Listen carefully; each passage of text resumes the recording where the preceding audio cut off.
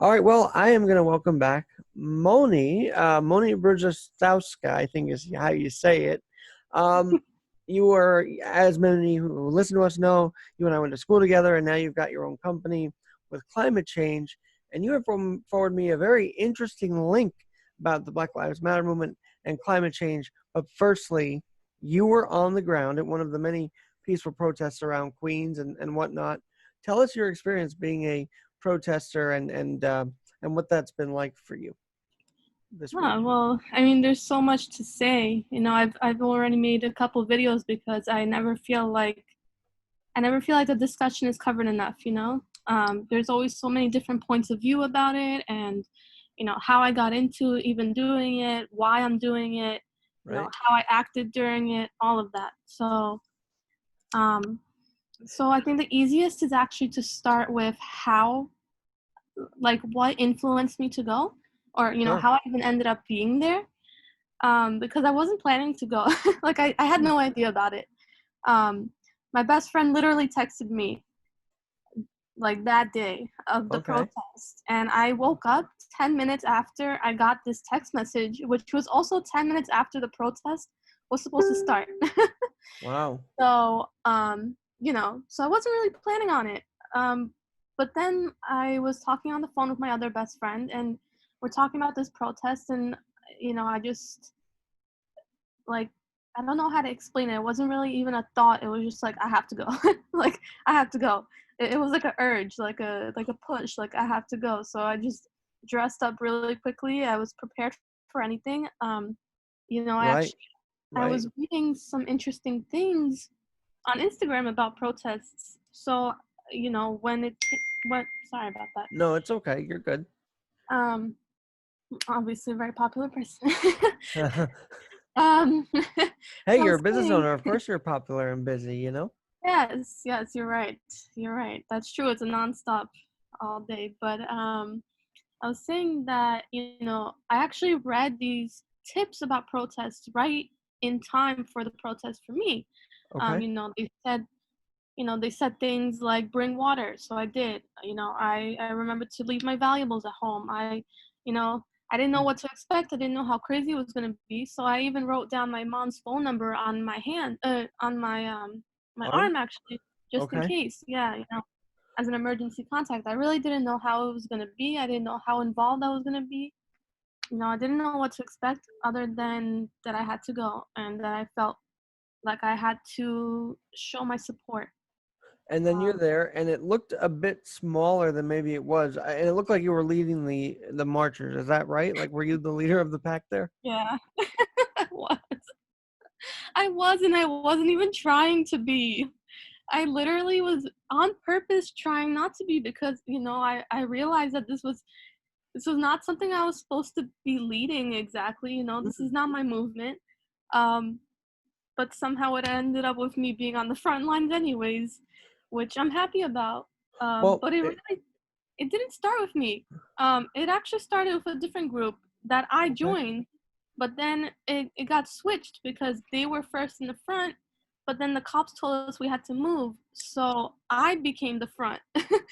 And so then I was leading the rest Let of me it. ask you about that part, because in the video you say, they stop us, but we're not stopping, and so what is the difference between those who do listen when they say step back and those who still want to keep going, moving them forward, causing them to react a little bit as well?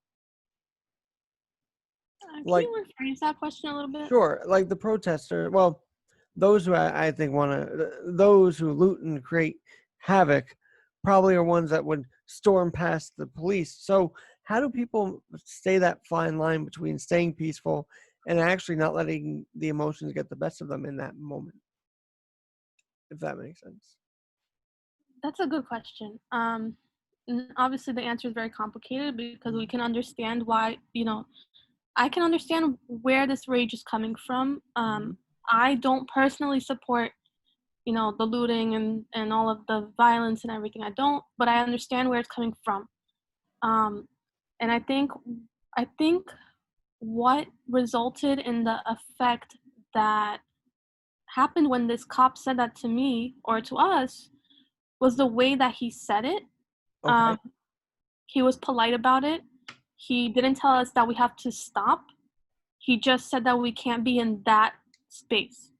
And Okay. I think that was him, acknowledging that this is happening for a reason, but he has to do his job. Yep. This And is it's I a thought very it was different, fair. it's a different aspect than what we've seen. And to be honest with you, Queens has sort of stood out here, right? So we saw the guys, the protesters kneeling and the cops kneeling together. I mean, this borough has kind of showed the nation how you can truly get a message out without going the violent route. I think so, but it's crazy because obviously most of us really want the protests to be peaceful and for the peacefulness to be effective. Um, you know, but it's also very hard if people are not listening to words, and Mm, they're just combating and with all this tear gas and everything. And that's where I find myself in the middle because on one hand, um, peaceful protests should never have to deal with those things. Um, and they are, and that's not fair. Like, how do they deserve being tear gassed and having their supplies ripped apart and everything? right. That's not right. It was Uh, dramatic to watch in Minnesota, and I can only imagine, how dramatic it is in New York when that happens because we're a very tighter density than Minnesota. We've got it all crammed in here. yeah, yeah, absolutely. So you do this protest, and did you feel like you were seeing a totally different narrative playing out with your fellow peaceful marchers than what the media wanted to tell us? I actually saw both sides um, because when I first got there was actually a group of men that were running around the block and smashing the windows of the mall and banging on the boarded up walls and everything. But the cops chased them away, and that was what, like 10 minutes of the protest, while 2+ hours of the remaining protest was peaceful. So I think it's safe to say that majority of the protests are in fact peaceful, I and would. only a small portion of it is what the media is saying. I would agree with you 1,000%. You picked up on you said a couple things earlier. Firstly, you said it's not your movement, but I kind of think now this conversation is everybody's conversation to have. That's true. You're right. We all have a role to play in it. It can't be just one group fighting this. It has to be every group. You're And absolute. no, and we're seeing that. And then you said, and the essence is, how do we do this without forgetting that like, what I mean, how do we not lose our sight on this now that we've seen it fully we're enraged. Everyone's enraged about this. Um, how do we keep the conversation going after the next couple weeks when who knows another story might pop out of nowhere? Mm-hmm. Yeah, I know. That's where I find myself. I actually lost a lot of followers on Instagram recently because I've been discussing these issues, and I think that maybe people don't understand exactly what it is that I'm saying when I say the things I say. Mm. Because, like I said, I'm trying to see the whole picture. I'm trying to see how everyone's point of view is, incorporated here. Um, Mhm. And you shared that graphic and last night, which I thought was a pretty powerful graphic, yeah. actually. Yeah, and it's very hard to be in this position because I'm trying to fight for everyone's life, I'm trying to fight for everyone's equal rights, and somehow I end up being targeted, but oh well. Well, I've got to ask you Um, this: did people start saying, "Hey, you have this platform, you should say something"? Were you getting told that a lot? And did you feel like you were being rushed into making a statement about this because of the possible pressures on you to make a statement? I personally didn't. Okay. But I know that many people have felt that way. They have felt pressured. For me, it was a really quick reaction. I already knew where I stood on these issues. Okay. Um, I didn't make an official company statement or anything, but I did show my support even through my company. Well, Um, talk about that because I know you're doing a fundraiser now. Is that still happening? yes, yes, it is. It is still happening. And I've made it very clear that my company will not support racism in any way. We will not work with any known racists. If I'm aware of it, then I will automatically reject it. That Um, is, and that includes your workers as well, I'm sure. yes, yes. I'm So, actually really proud because my team is very diverse. It's made up of both, men and women of all different races. So, I keep it that way. well, and I'm glad, it's just good to know that there's some peace in the world right now dealing with this over what we're seeing on our screens. Um, so I've got to ask, we all say all lives matter and we get clapback for that, but what's your take on that whole all lives versus black lives if you want to weigh into that debate? Oh, I know. I do. We do get a lot of clapback for that. It's very hard to answer that question as well because um, I see it in two different ways. Because obviously, all lives do matter, Mhm. but I understand the point of view where, it's they're not saying that our lives don't matter. It's more that the spotlight is on their lives right now, and that's correct. Of course, it is.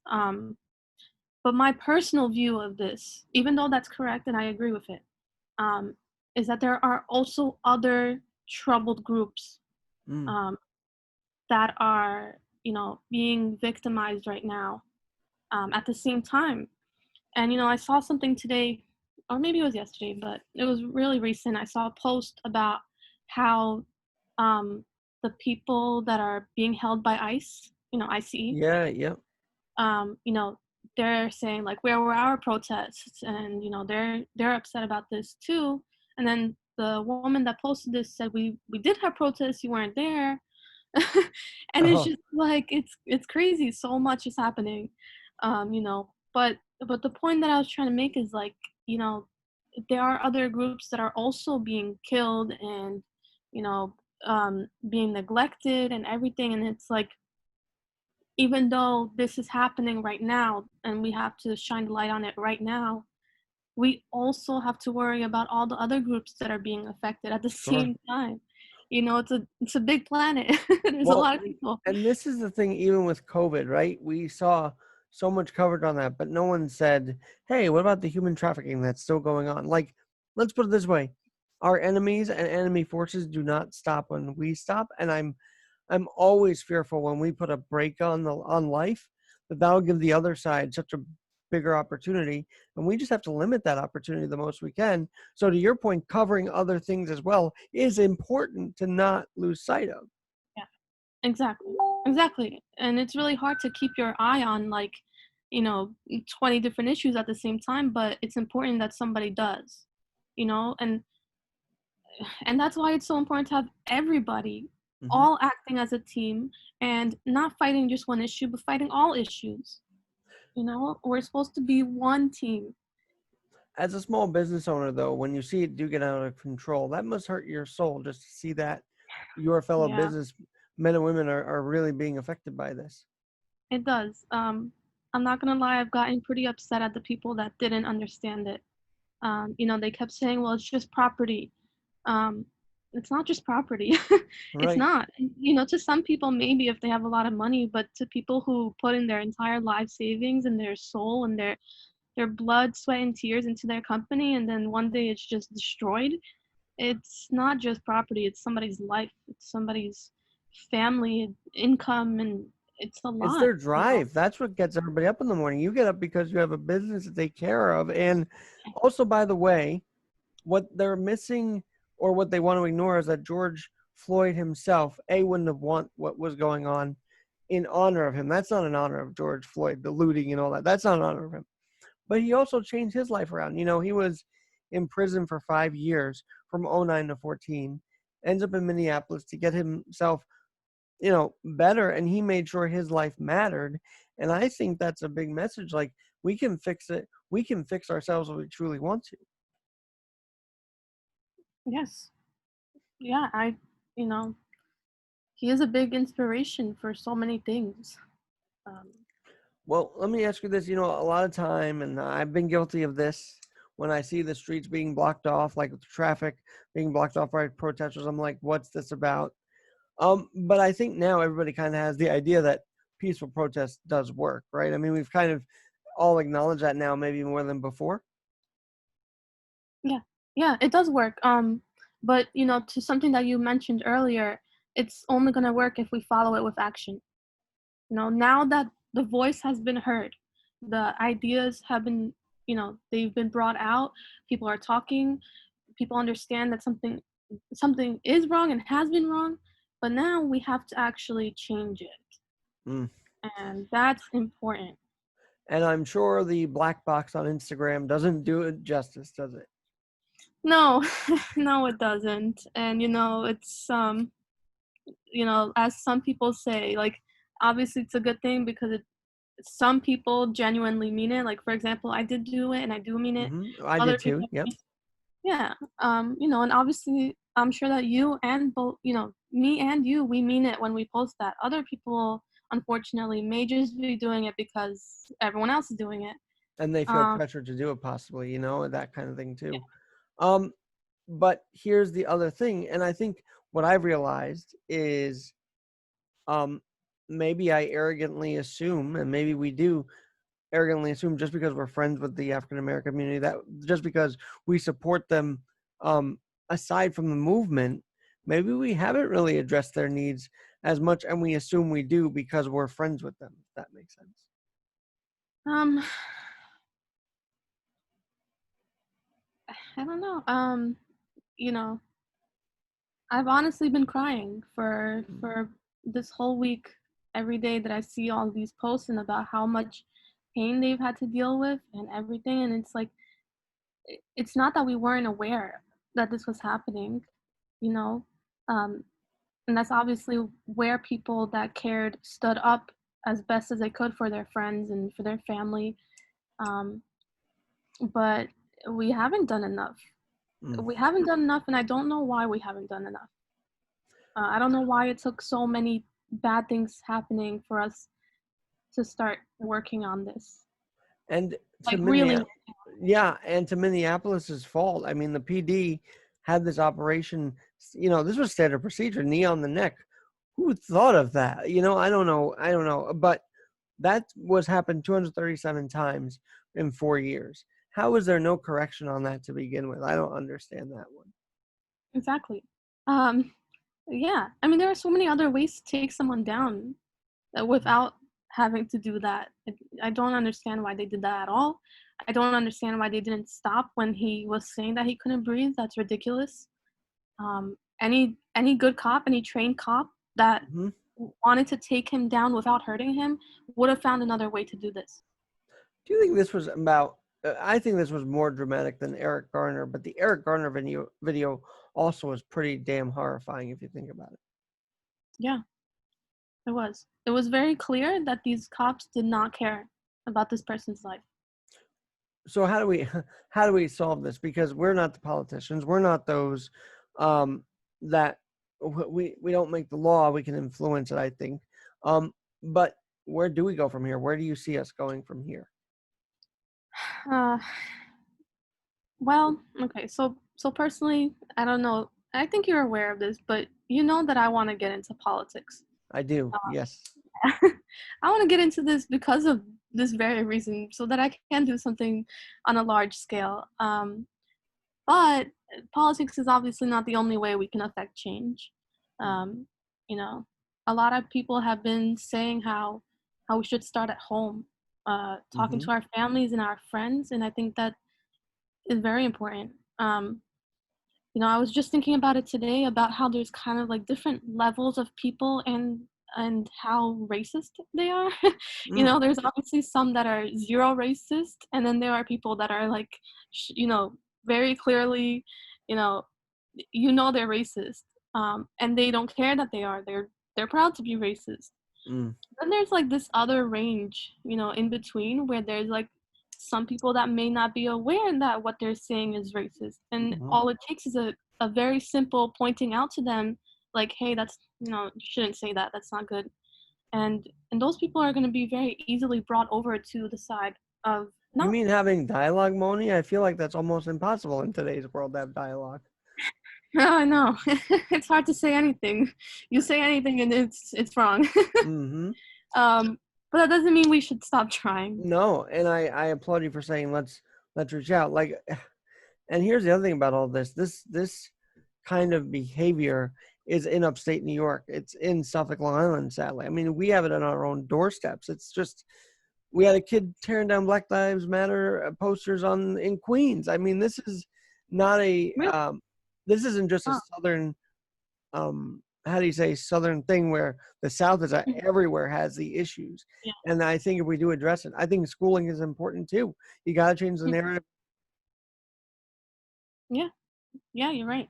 You're right. Absolutely. That's why I said somewhere in one of my videos I put on Facebook about one of the kids in my lives in my life, sorry, not lives. I don't have more than one. In my life, there's I have three little girls. They're not mine, but they're my friends. And one of them, she's 11, and she posted a TikTok video, and she was getting mad. And like, it's 11, keep in mind she's 11 years old. So she put a picture or like a video with a song, and in the caption of it, she says, pretty much she's saying, why are black people being targeted? What did they ever do to you? Mm-hmm.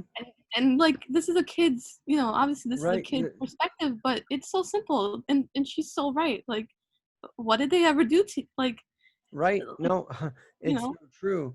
And I'm glad that she is pointing that out for her generation as well. yeah. Um, TikTok, I know you're active on there a lot, and they've also gone under fire for sort of hiding African American posts. Is that true? Like, is there some kind of algo that is blocking them, or have you not heard about that one? um I am not aware of that.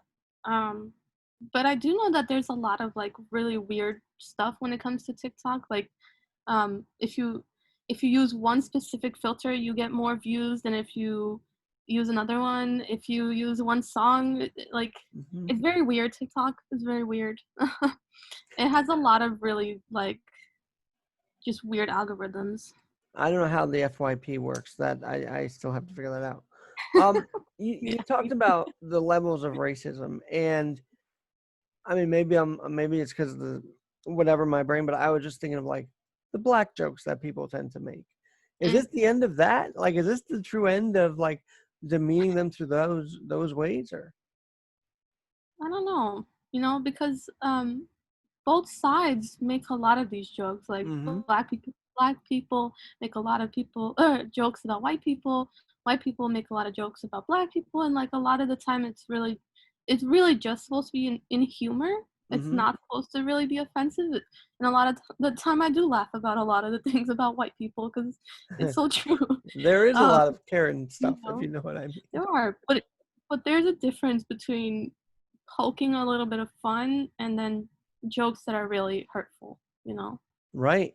And I guess that's where we're kind of, speaking of Karens, this Amy Cooper in Central Park, the same day is exposed for this thing. I mean, what a week to really expose people's inner thought process, I think is a safe way to say it. Yeah. Yeah, absolutely. And there was another girl who also very openly admitted that she's racist, and she lost her university scholarship for it. Mm. The university's like, yeah, we don't accept this, and that was a big move. Well, the university level, I've actually kind of seen some sad stories where a professor's telling them how to break down a window, and it's like, come on, you're a professor. You shouldn't be teaching that. But I think there is sort of that kind of mentality where just get them while you can. And we've got to change that too, to even it out, if you will. Can you explain that a little bit? I'm Well, not and sure. I'm sending the link, but the Washington Times was reporting on a professor, telling them how to do the loot, how to, really destroy property and all that. And I'm like, you're a professor. Why do you do that right now? Yeah. Yeah, I mean, professionally, I don't know if that's the right thing to do.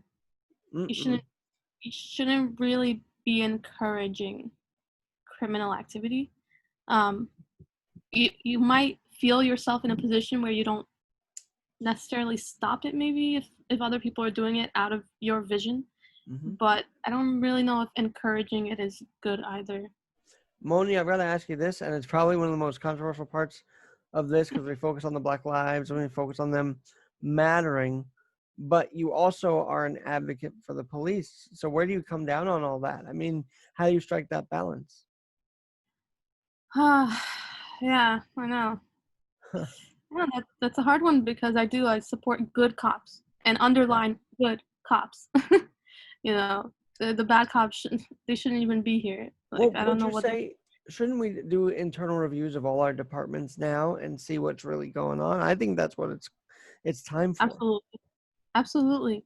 And you know, I also found myself torn between because I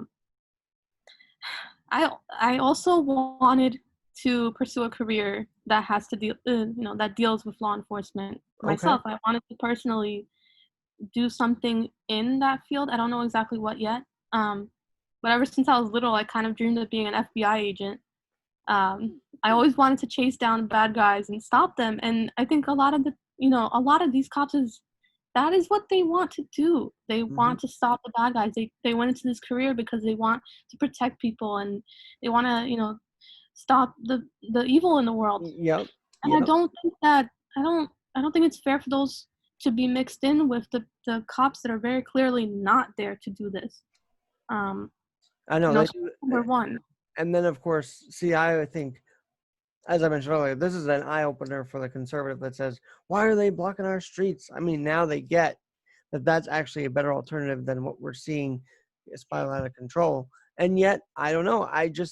I hope this conversation, just like Memorial Day, right? We honor the troops on Memorial Day, then they're just put back away, until July 4th. And these conversations have to be ongoing.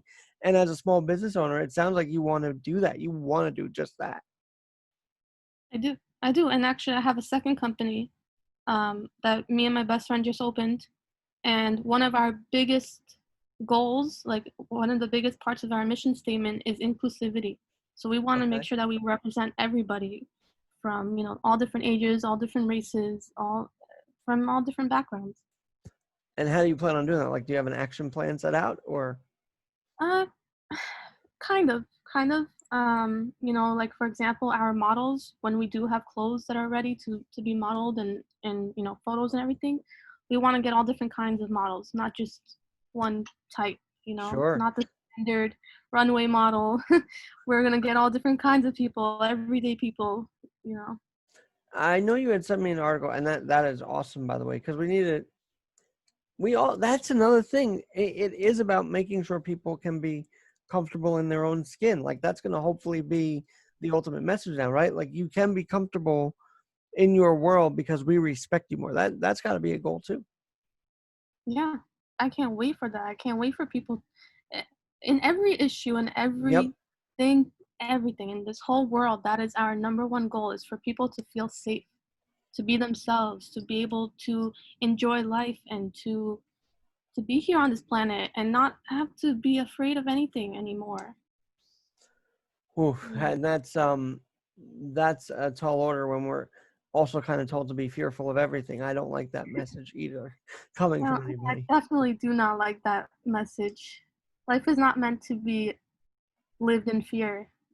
It's meant to be enjoyed. It's meant to be an expression of who we are and what we want to achieve. And so, is it safe to say, or is it okay to say that maybe we should stop telling, the African American community, hey, you have to fear these people? That's all I hear when I hear some politicians talk, is like, you have to fear them. No, you don't have to fear them. No, We have to work together. That's the whole point. exactly. Respect to some degree. Hmm. Fear, no, absolutely not. And I Why know. should we? We shouldn't be afraid of the people that are supposed to be leading us. We're supposed to look up to them. We're supposed to respect what they're saying. You Hmm. know, and it's on their it's their job to say things that we can follow and that we can respect. Right. So it's both ways. It's not supposed to be like a hierarchy. It's just supposed to be like I don't know exactly, maybe a partnership, but it's like the government and all of these are supposed to be leaders, not right? bosses, and then definitely not tyrants. No, There's a no. big difference between a leader and a tyrant. Mm-hmm. Hey, Moni, for those that are listening to this and they still feel afraid to walk out, I want to make this point that you opened up a business last year. I mean, you Mhm. were afraid to do it. Were you afraid to do it, or were you nervous? Like, what was that? And here you are a year later. So tell us your story. Yeah, I was terrified, absolutely terrified. I didn't know what to do. I didn't know how to do it, um, but I knew that I wanted to do it, Mm, and I think that's more important than anything else. The desire to do something. Um, yes. Yep. usually, usually the how, and you know, well, let's just say the how. So usually the how Mhm. follows the why and the want. Like once you want to do something, usually you'll figure out how to do it along the way. Amen. Where there's a will, there's a way. And Yeah, your exactly. company kind of can tie into all of this because you sent me an article from Medium about the climate aspect of the Black Lives Matter movement. So tell us about that. Yeah. Yeah, actually, I was really happy to find that. I found it on LinkedIn. Someone else posted it. And like, me and my team we were just talking about this not that long ago for one of our projects because we were trying to focus on areas of New York City that are most affected by climate change.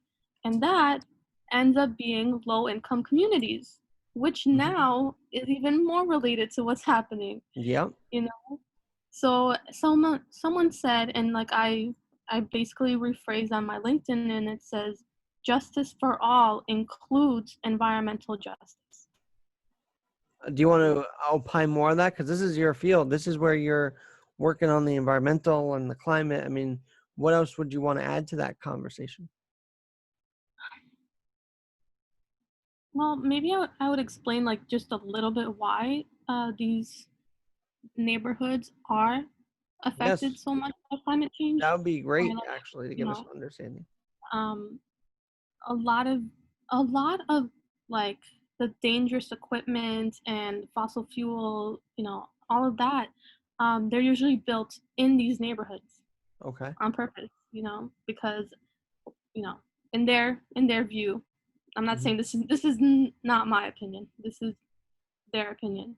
So, a lot of them they don't want to build in these dangerous things in wealthy neighborhoods. They want to build it in low income communities, right?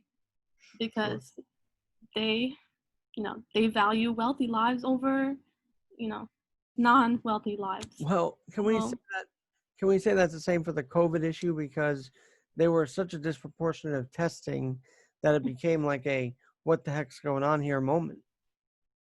yeah, absolutely. I mean, it's very clear that there is a um, elitism. Mm-hmm. Like Mm-hmm. they very clearly value money over anything else, and to them, lives are not equal, um, which is wrong. It's very wrong. It doesn't matter how much money you have. It should matter what you do, who you are, you know, how much good you contribute to the world. But to them, it's all about the money, and so they don't want to lose the votes, and they don't want to affect the wealthy people. Mm. So they're affecting the people that they consider less valuable. Now, would you say that's a both sides of the aisle issue? Because I think it kind of is, to be very honest with you. I'm sorry? Do you think it's like a both sides of the aisle where even the Democrats don't care as much, or do they care? Do they show they care as much as they say they care? Uh, it depends. Yep, I It would agree depends. there. Like, the Democrat side has really ranged these days Hmm. in ideals like I'm sorry, but Joe Biden, what kind of Democrat is that? Well, Like, I don't know. Maybe people disagree with me, but I can't imagine him being a Democrat. well, can I you don't know. imagine the incredible thing about that was he says this on the Friday of Memorial Day weekend. Memorial Day weekend ends, we get this video on the Monday, and it's just like how is it one racial issue with when he said that to this, and it did not make him look good in that moment. It really did not.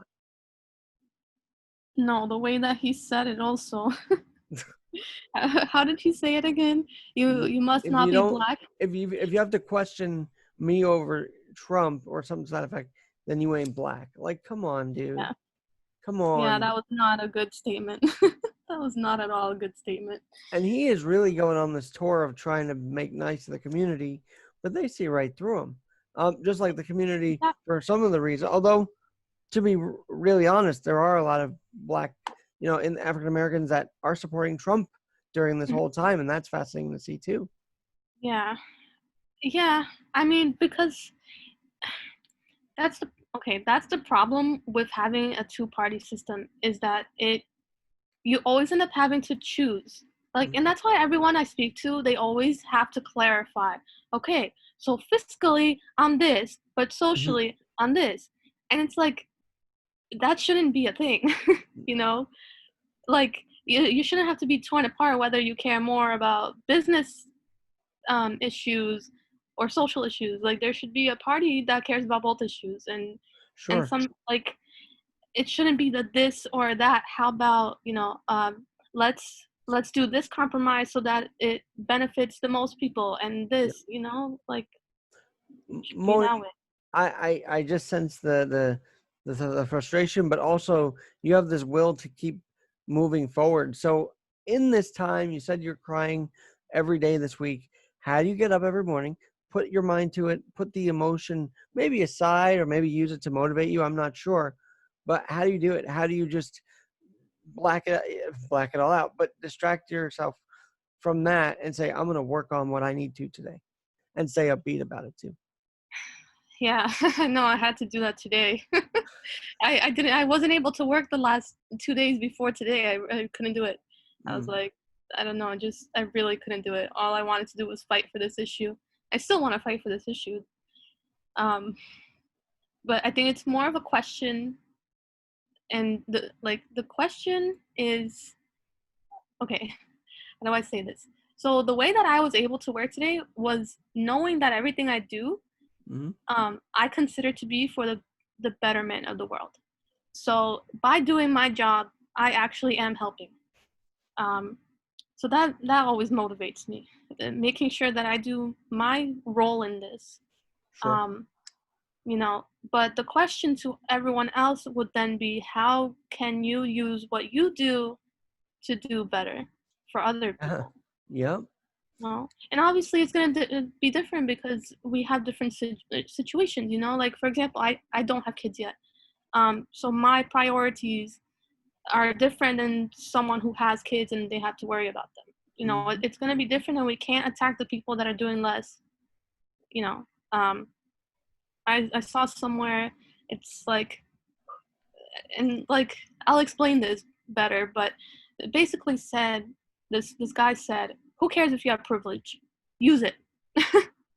Yeah. And I was like, okay, like I got what he was saying. Like obviously it matters that there is privilege, but he's right about if you have those resources, you have what they call, what, how did they say it, clout, Yeah. right? Clout. I think Yep.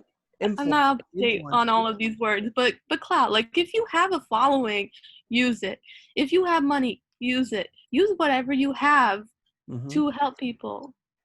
Moni, I love that too. And to your point, just a couple moments ago, a friend of mine wrote a whole paragraph on why he hasn't responded yet.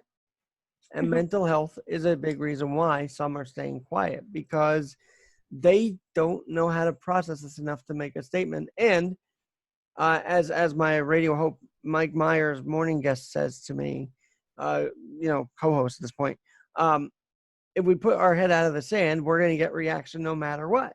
So it's just, how are we going to deal with it? Yeah, Are we going to deal with it head on, or are we just not going to deal with it at all? I think that's where we kind of have to have a tough skin. Um, and and like my friend, she said this to me because I was getting a little bit upset because um, I consider myself to be a really sweet person and really understanding, and I really try to be there for everyone, for every type of person. It doesn't matter to me. But I was getting all this negative feedback from people. Not most people were not. Most people understood where I was coming from, but some people didn't understand what I was saying. They thought that I was somehow lessening the issue, or something that's not true at all. It's just I see it in a different way. Yeah. Um, but then my best friend, she told me, she says, you can't take this personally right now. Um, and it's true. You know, I think a lot of people right now, they're not seeing how other people are trying to make this a whole planet thing, right? Mm-hmm. They are just focused on this. They want to fix this. It's so like a one, Mm-hmm. straight path. They want this fixed, which also makes sense. Um, so right now we just have to understand where their anger is coming from and just do our best to show that we're allies and that we're gonna help in whatever way we can. Yeah, that's what that's what we have to do. And as you know, my tones kind of change on all this in just a few days and talking with people and having that dialogue. So, Me um, too. Me too. Moni, people are nervous, but they want to come to you. Where can they find you for even just counseling? But if they want to do business with you as well, where can they find you for everything? I'm on almost everything. Yeah, yep. Which Facebook, is a great thing, by the Instagram. way. Thank you. I know I try to make myself accessible in a way, Like I want people to talk to me. Um, I don't respond to negative comments, but I do respond to constructive criticism. Hmm. If there's something that you think that you can like politely educate me on, please do it. Do it because Right. my mind is always open. I'm always willing to learn something new, a new way of seeing something. I don't get offended by that. I really truly want to Hmm. be the most the most understanding, and that comes from information. It comes from hearing people different ideas and opinions, everything. So come with me. I Come to love me that. with Come with that. the Moni Consulting, and the name is called Moni Consulting, Environmental Consulting. Remind me the name again. So the name of the company is actually Moni K. Okay, Moni, So Monike, yeah, yeah, Moni. yeah, and the letter K. And so that's the environmental one. And then the new one, the sustainable fashion, that's the new company. That's Moni plus B. Oh, cool. Have you launched any socials on that page yet, or on that company? Um, we're still working on it. The official launch is going to be in August. Well, So it's do going to be come a back virtual when you have event. that launch. I'd love to have you back to talk about that too. Oh, Uh, yeah. Yeah, that'd be, definitely. that'd be great. One more thing, because you just, as we're talking, you just keep getting these questions popping up in my mind. Um, how important is it before? Because you said the emotional reaction. How important is it, especially now, to have measured responses to everything you see if you're going to respond? People still think they could just type on their phone and that's it, but they really should put more Yeah. care into this, right? Oh, yeah, absolutely. Absolutely. Everything that even right now, Uh-huh. talking to you, I have to think about what I'm going to say because I don't want it to come out the wrong way. Maybe Sure, it'll still sure. sometimes come out the wrong way, but at least I tried. Yeah. um, but it's important to try to respond with as much sensitivity as we can right now, and with yeah. I mean, but kind of I feel like it should be coming from both sides. Let's try to make this actual discussion and not an argument. Like let's you know I've but heard, someone like, yeah, I've had a war with my whole family. It's like, really? You can't just talk normally with everybody? I don't know. yeah, It's just very strange. that's the thing. um a lot like because we obviously understand why there's the war, but it's not going to help. Mm-mm. And that goes with everything. Anything that you try to convince someone of, if they have a very strong wall against it, Mm. whether intentional or just conditional from like a lifetime of being taught this over and over again, attacking them is not going to work. They're just going to like this. They're going Yeah. to ignore you. Everything you say is just it will not work. Mm. You have to go like behind that wall. You have to drop their guard, explain to them why this is important. You know, if they still don't get it after that, they're on their own.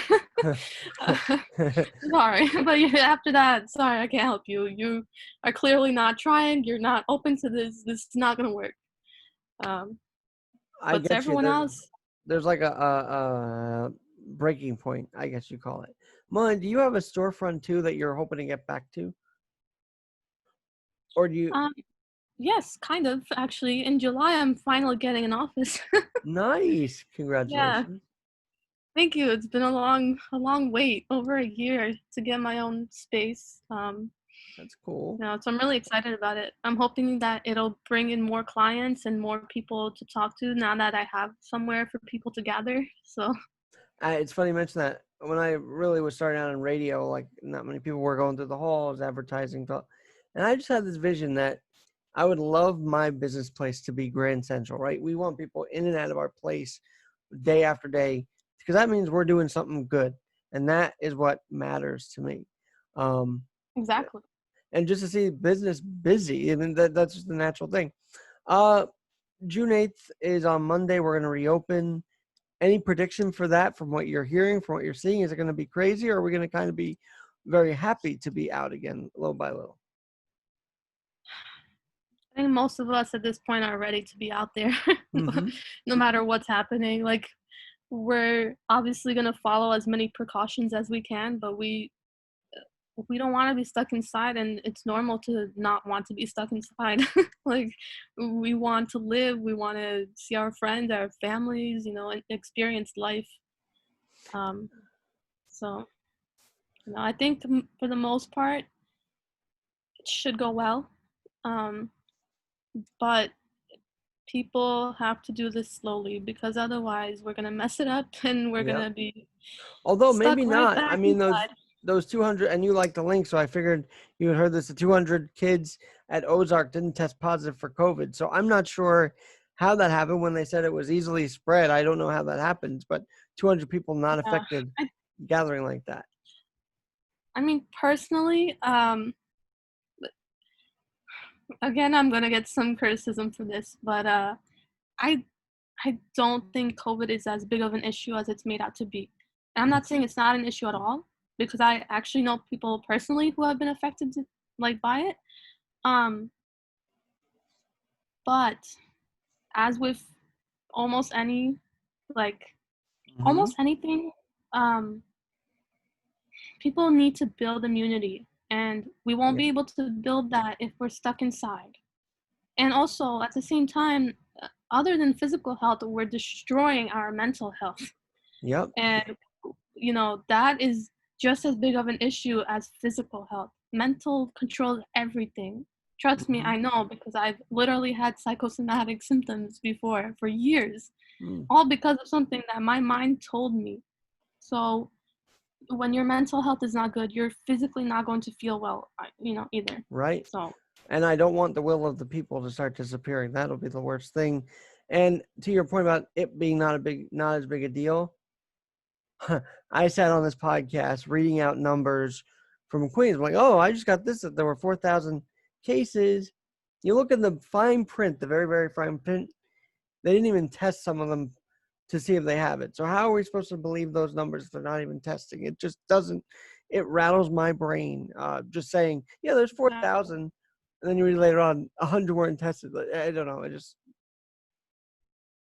Yeah. boggles. Plus, I was telling this to one of my best friends. I have two, so I'm gonna use them interchangeably. But um, but I was telling one of them about how I think that actually a lot of these like spikes in numbers, they're not actually from new cases. They're actually from cases that have just been now tested. Like before they weren't tested and now they are, because there's Hmm. more testing available. So that also means the numbers are going to go up. But that doesn't mean necessarily that those are new numbers. They're just newly reported numbers. It's funny you say that. We had zero now is what they were saying today, for the first time since mid March. I think that was deaths anyway. So we're hanging in. We're definitely hanging in. You okay? I think so. Yeah, yeah, yeah. Sorry, I Oh, had to charge my laptop. But oh. no, you're right. You're right. The numbers are obviously going down. I know a lot of people are worried about a second wave in the fall or winter. I don't know how true that's. Well, even I Fauci don't has know how true downplayed that. that. Dr. Fauci has downplayed that. So there's hope. There definitely is. And thank you for joining me throughout the pandemic. We had you at least once during it. So thank you for weighing in on here and once again doing your thing on my podcast. So thank you so much. I'm always happy to be here. And we'll talk to you soon, okay? And stay healthy, stay safe, and reach out if you need a friend. I'm always here for you. So Likewise. Thank thank you. you. Thank you. I'm Alex Garrett. We'll talk to you again.